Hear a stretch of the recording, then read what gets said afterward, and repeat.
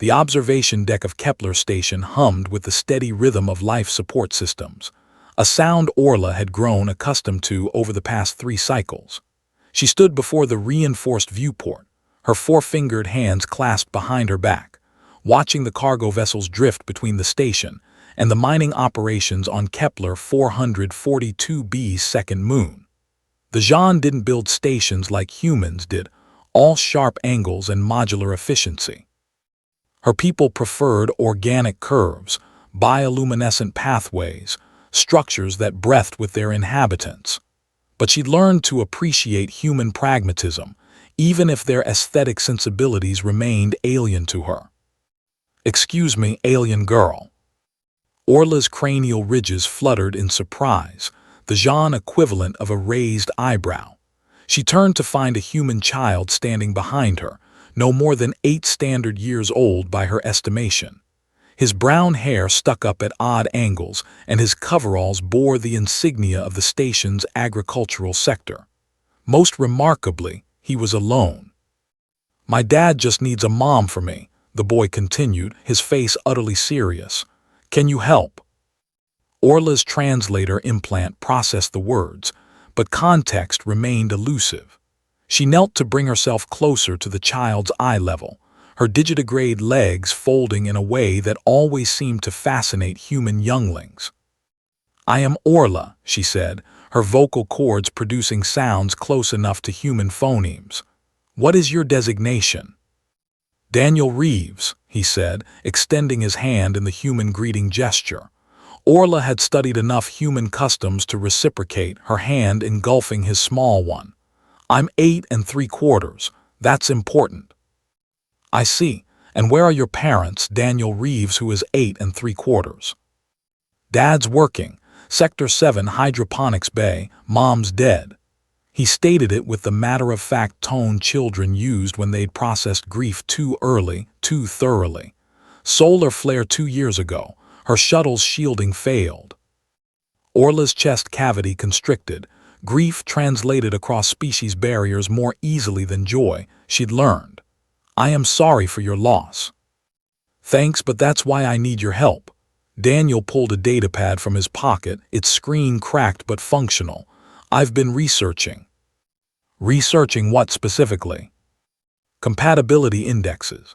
See, humans and Jeanne have a 78% baseline compatibility in social structures, according to the Interspecies Council database. We both form pair bonds for child rearing. We both value family units." And he scrolled through screens with the dexterity of a child raised in space. "Your species lives about twice as long as ours, so you'd be around for my whole life. Dad's 42. He needs someone." Orla sat back on her haunches, genuinely impressed. "This is remarkably thorough research for someone your age." "I'm gifted," Daniel said without arrogance. "Tested in the 99.2 percentile for pattern recognition and logical reasoning.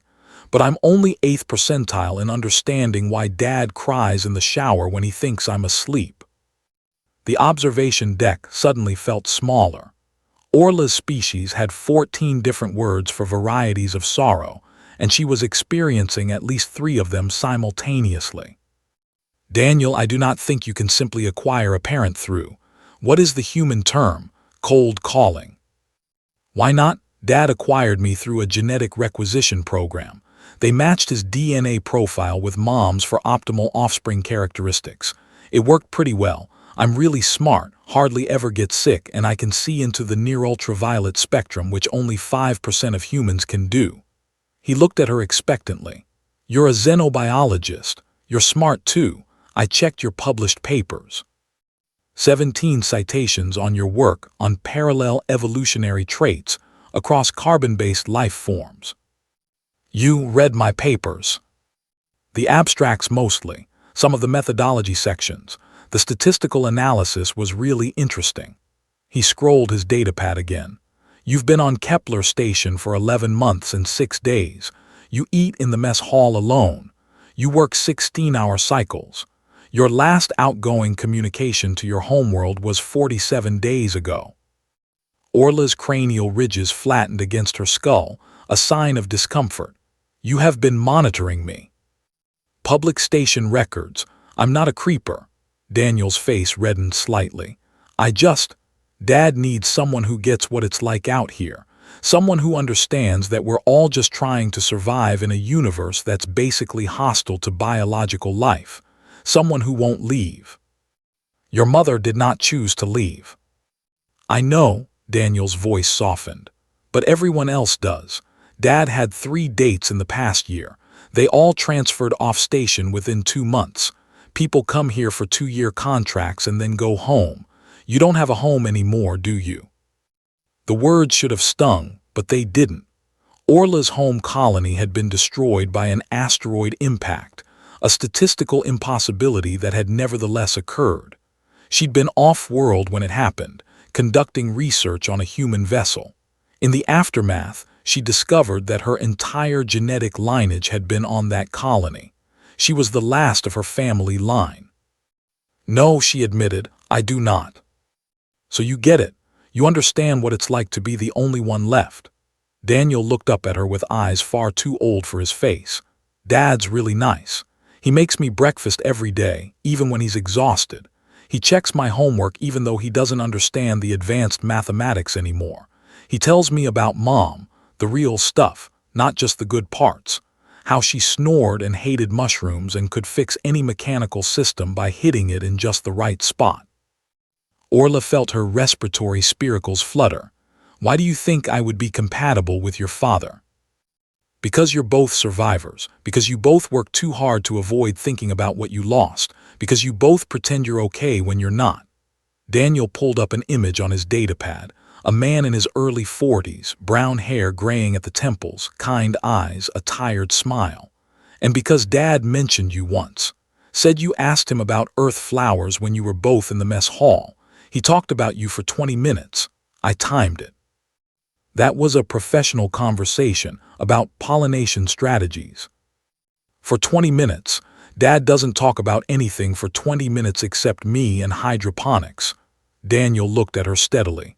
Will you at least meet him, like officially, not just saying hi in the mess hall? Orla's analytical mind raced through the variables. This was inappropriate by at least 4 different cultural standards. The child was clearly manipulating the situation, however well-intentioned. She should refuse, should explain gently that relationships didn't form through algorithmic matchmaking and the schemes of precocious children. But then she thought about eating alone in the mess hall, about working 16-hour cycles because sleep brought dreams of home, about the way Daniel's father, Marcus, she remembered his name now, had listened with genuine interest when she'd explained the chemical composition of earth roses and how similar compounds existed in Jean's ceremonial flowers. How he'd smiled, really smiled, for the first time she'd seen. One meeting, she said finally, properly arranged, not orchestrated by an 8-year-old no matter how gifted. Daniel's face erupted into a grin that was purely, universally childlike. Deal. I'll tell Dad you asked him to dinner, so he doesn't get weird about it. That is manipulation. That's strategy. Daniel extended his hand again. Thank you, Orla. She shook it solemnly. You are welcome, Daniel Reeves, but I make no promises. That's okay. Mom used to say that showing up is 90% of success. His smile dimmed slightly. I think she'd want Dad to be happy again, and I think she'd like you. As Daniel walked away, datapad in hand and purpose in his step, Orla turned back to the viewport. 2 cargo vessels drifted past each other in the black, their paths crossing briefly before continuing on separate trajectories.